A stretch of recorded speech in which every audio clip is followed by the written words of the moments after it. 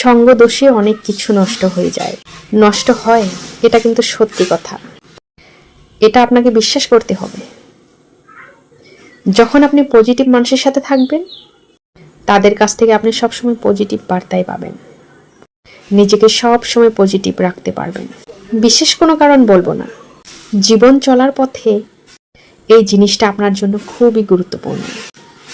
আপনি কাদের সাথে চলাফেরা করছেন, এটা খুবই গুরুত্বপূর্ণ, এটা জীবনের সবচেয়ে গুরুত্বপূর্ণ। কিন্তু আপনারা অনেক সময় এটা মনে করতে চান না। আমাদের জীবনের প্রত্যেকটা সময় কারো না কারোর সাথে ওঠা বসা, কথাবার্তা হয়। সেই সমস্ত মানুষগুলা কেমন, তাদের আচরণে আমার কতটুকু ব্যাঘাত ঘটছে আমার সময়ের, এবং আমার কতটুকু পরিবর্তন হচ্ছে, সেটাও কিন্তু ইম্পর্টেন্ট। সো কাদের সাথে চলছি, কাদের সাথে চলা উচিত, এটা বোঝা উচিত।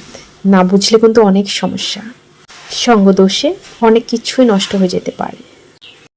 তো সময় থাকতে বুঝেন কাদের সাথে আপনার উঠা বসা, কাদের সাথে চলা উচিত।